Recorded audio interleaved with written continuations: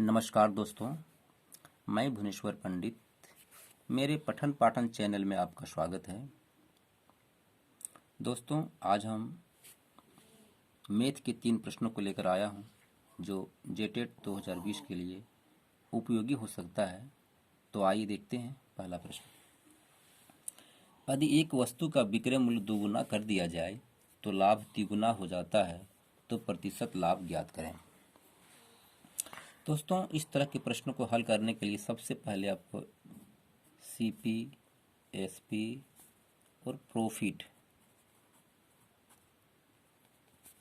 या आपको लॉस जो भी दिया हो प्रश्न में, इस तरह आपको समझना है और लिखना है।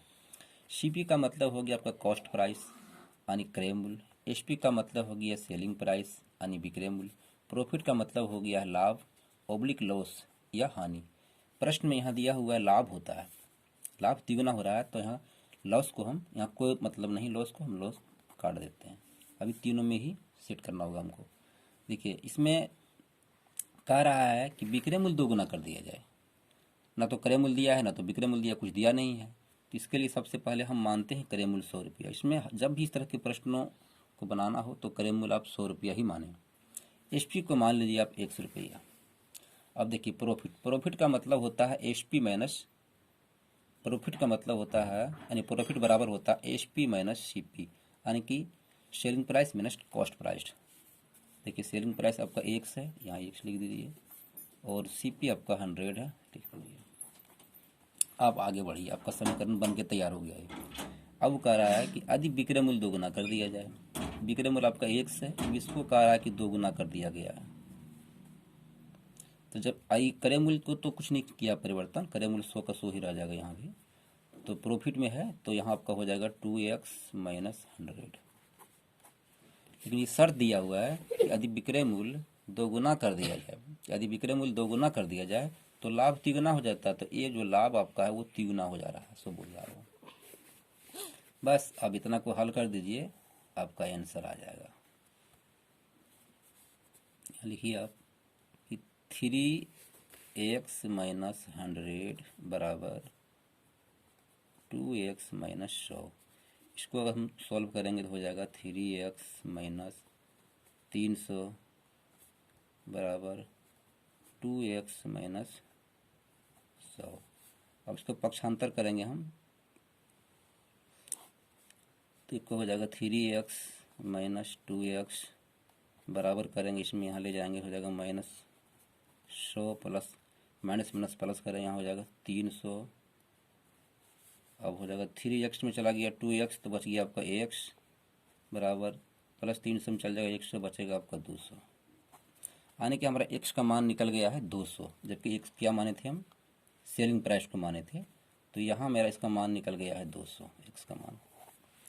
अब देखिए, 100 रुपया में हम उस वस्तु को खरीदे थे और वो 200 रुपये में बेच रहा है। कितना लाभ हुआ उसको? उसको लाभ हो गया आपका 100 रुपया लाभ हो गया। वही इसका आंसर हो गया। इस तरह के प्रश्नों में जब भी आंसर आएगा, चाहे वो प्रश्न में प्रतिशत लाभ हो या हानि हो, उससे कोई मतलब नहीं है। इसका आंसर जो भी आएगा वो प्रतिशत में ही आएगा। वो 100 रुपये में खरीदा है, 200 में बेचा है, यानी कि इसका आंसर आपका आ जाएगा 100% उसको लाभ हो गया। इसके लिए आपको जानकारी रखना पड़ेगा। पहले सीपी को हर हाल में 100 ही मानना पड़ेगा, एसपी को आप 1 मान के चलिए। अगर यहाँ प्रॉफिट का जगह लॉस दिया रहता तो लॉस को समीकरण बैठाते, लॉस का मान बैठाते, लॉस में आपका हो जाता सीपी माइनस एसपी हो जाता। आइए देखते हैं दूसरा प्रश्न।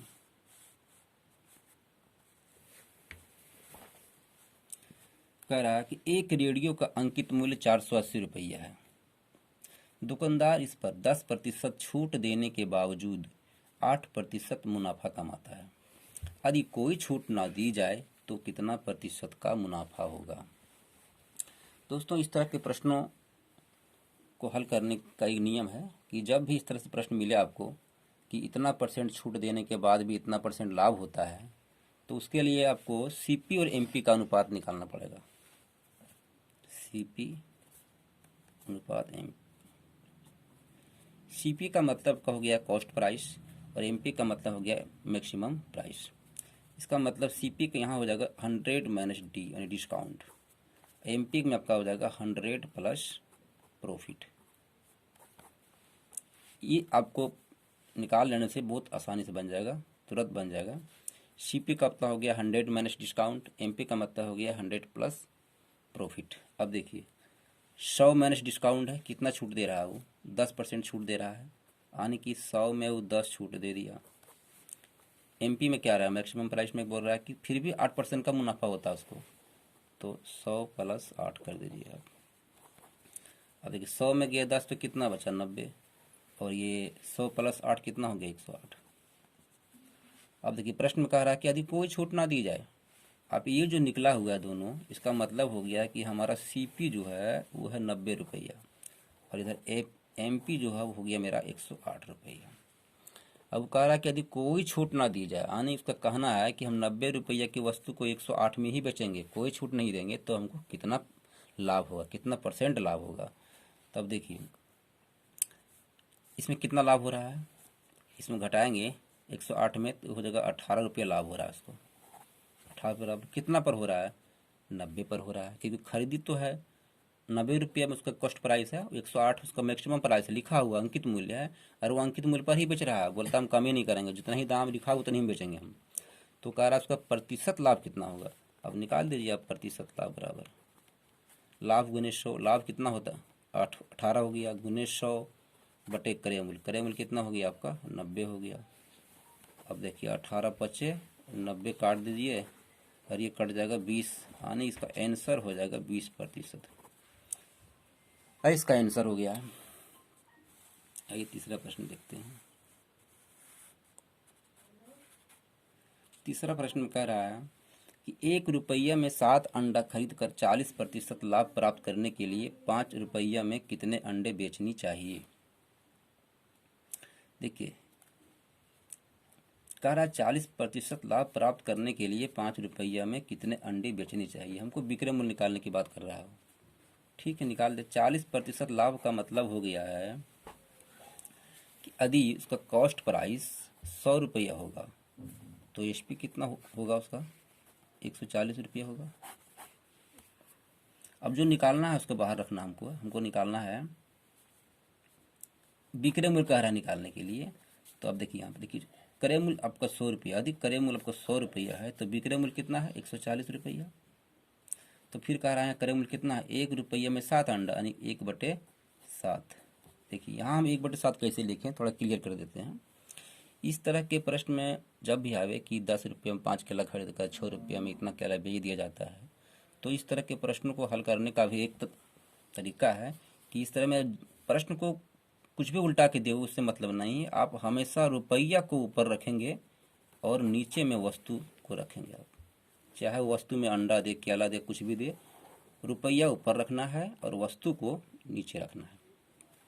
तो कह रहा है कि 1 रुपया में 7 अंडा खरीदा गया है, तो रुपया ऊपर है, रुपया ऊपर रख दिए, अंडा 7 है नीचे कर दिए, यानी कि 100 रुपया अधिक क्रय मूल्य है, 100 रुपया आपका सीपी है, तो 140 रुपया क्या हो गया आपका सेलिंग प्राइस हो गया है, यानी एसपी हो गया। तो कह रहा है एक रुपया में कितना अंडा वो बेचना चाहिए उसको। तो इसको हल कर देते हैं, 1/7 गुने 140 बटे 100 येला। अब काट देते हैं, 1 कट गया, 1 कट गया, ये 7 दूना 14 कट गया, इसके बाद ये 2 पचे 10 कट गया,